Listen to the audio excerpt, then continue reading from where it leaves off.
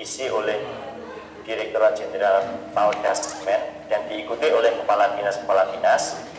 Mohon kami juga diberi informasi tentang bagaimana layanan pendidikan di berbagai daerah dilaksanakan, baik yang dengan PJJ maupun dengan tatap muka, dengan mengikuti protokol kesehatan, dan juga bagaimana kemungkinan berbagai daerah dengan berbagai kondisi, apakah dia di zona hijau, zona kuning, dan lain sebagainya, melaksanakan layanan pendidikan ini. Apakah tatap muka misalnya dapat dilaksanakan di zona kuning, atau sejauh mana pelaksanaannya selama ini, baik di zona hijau, zona kuning, oranye, dan selanjutnya. Informasi-informasi ini kami perlukan, nanti bisa disampaikan ke khususnya Direktorat Jenderal Paudasmen dalam kesempatan sosialisasi ini, agar kami dapat membuat kebijakan ya terkait dengan pelaksanaan layanan pendidikan di era pandemi ini dengan lebih tepat. Sosialisasi ini kami laksanakan tentu bersama dengan kementerian dan lembaga ya, yang membina UMKM, dan untuk itu kami menyampaikan sekali lagi penghargaan dan terima kasih. Upaya ini juga untuk membangun sinergi antar kementerian dan lembaga untuk sama-sama meningkatkan layanan pendidikan dan juga mengembangkan ekonomi serta UMKM. Kami berharap melalui kegiatan ini satuan pendidikan mulai dari jenjang PAUD, SD, SMP, SMA, SMK, SLB, pendidikan kesetaraan dan pendidikan non formal dapat menggunakan Siplah untuk proses belanja barang dan jasa dan untuk operasional satuan pendidikan ya, dan secara umum dapat melaksanakan pengelolaan layanan pendidikan dengan lebih baik. Kemudian kita juga berharap penyedia yang terdaftar dalam Siplah khususnya UMKM lokal di wilayah satuan pendidikan juga mengalami peningkatan. Demikian saya sampaikan berbagai arahan mengenai penggunaan Siplah dan pengelolaan belanja barang dan jasa oleh satuan pendidikan. Sekali lagi kami menyampaikan penghargaan dan terima kasih atas kontribusi dan juga partisipasi berbagai kementerian dan lembaga. Demikian saya akhiri, apabila ada yang hilaf saya mohon maaf. Wassalamualaikum warahmatullahi wabarakatuh. Sesaat lagi akan kita ikuti bersama bincang-bincang dengan para narasumber yang luar biasa yang akan dipandu oleh rekan saya Indah Novita. Untuk itu kami mohon Bapak Ibu tetap bergabung bersama kami dan pastikan jaringan internet di lokasi Bapak Ibu tetap stabil sehingga dapat mengikuti dengan seksama bincang-bincang yang akan dimulai beberapa saat lagi. Selamat mengikuti.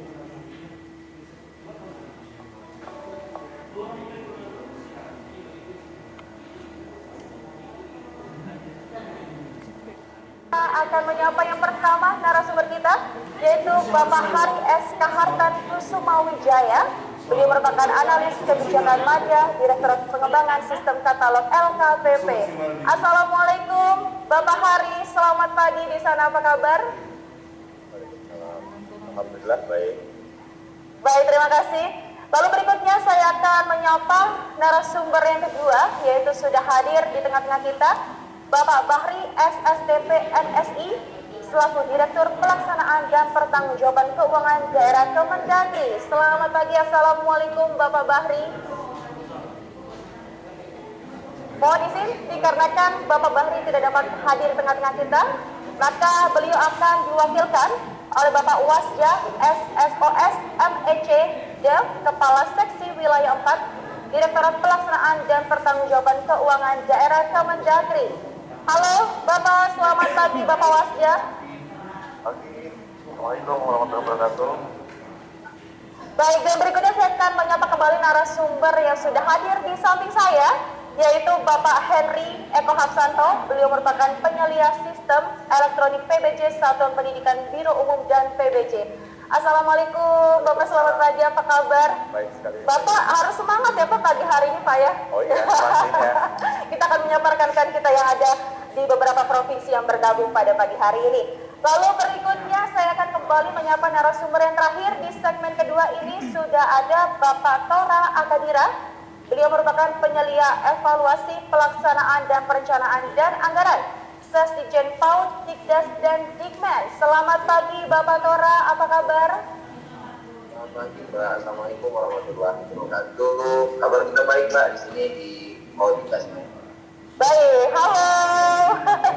Baik, dan rupanya sudah berkumpul semua Bapak dan juga Ibu narasumber yang hadir dalam segmen kedua ini. Untuk itu langsung saja kita akan memulai talk show-nya. Sekali lagi saya ingatkan kembali kepada Bapak dan juga Ibu untuk turut aktif, yaitu bertanya melalui kolom komentar dari Zoom. Dan jangan lupa saya sarankan untuk mencantumkan kira-kira pertanyaan tersebut ditujukan untuk narasumber siapakah. Baik, untuk itu langsung saja kita akan mulai. Yang pertama yaitu narasumber kami Bapak Hari S. Nahartan Kusuma Wijaya dari LKPP. Selamat pagi Bapak, kami akan berikan kesempatan untuk menyampaikan paparan selama 10 menit ke depan. Kami persilahkan Bapak Hari. Nature gitu ya, tentang pengaturan pengadaan barang jasa pemerintah gitu ya. Pelaksanaan pengadaan barang jasa pemerintah umumnya itu untuk belanja Bapak Ibu. Belanjanya jenisnya belanja apa ya? Dari jenis belanja biasanya itu merupakan belanja barang atau jasa ataupun belanja modal yang seperti itu. Nah, bagaimana kalau misalnya nanti pelaksanaannya itu ada berbentuk uang gitu ya? Kalau uang berarti tidak diatur di Perpres 16 seperti itu. Kemudian hal lain bahwa dalam pengadaan dari sana, pemerintah itu dari sana itu diatur tahapan-tahapan. dari sana bukan dari di laptop. Diatur tahapan-tahapannya dalam hal apa? Dari Dora. Sebenarnya tahapan ini untuk memastikan gitu ya bahwa setiap proses kita tahu bahwa pengadaan itu dimulai dari perencanaan, identifikasi kebutuhan sampai dengan proses pelaksanaan diterimanya barang dan jasa itu dilaksanakan secara tertib dan bertanggung jawab ya, sehingga di dalam tahapan pengadaan pemerintah itu ada yang disebut sebagai tahapan perencanaan di mana umumnya gitu ya atau secara majority yang bertanggung jawab di tahapan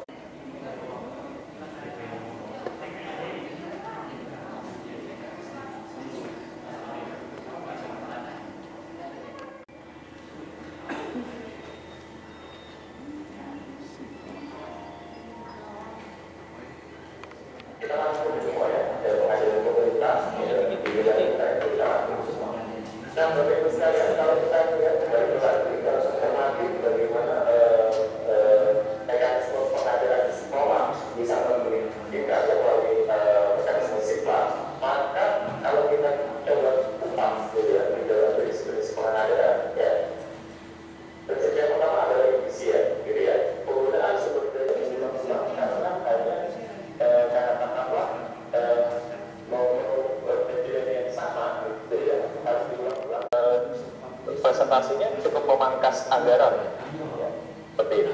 Nah, sehingga dengan melalui Siplan diharapkan ya ini lebih efisien paling tidak dari sisi proses pengadaan ya. Nah, dari sisi harga yang kompetitif, nah, penerapan harga kompetitif ini sangat tergantung pada kemampuan, kalau boleh saya sampaikan ya, satuan pendidikan dalam bertransaksi atau dalam perjanjian dengan penyedia ya. Harga yang kompetitif ya, pelaku pembeli ya di satuan pendidikan harus bisa memastikan ya, pertama harus bisa memastikan dan mendokumentasikan bahwa barang yang dibeli itu merupakan harga yang kompetitif ya. Bagaimana cara kalau di daerah itu adalah kepala BPD.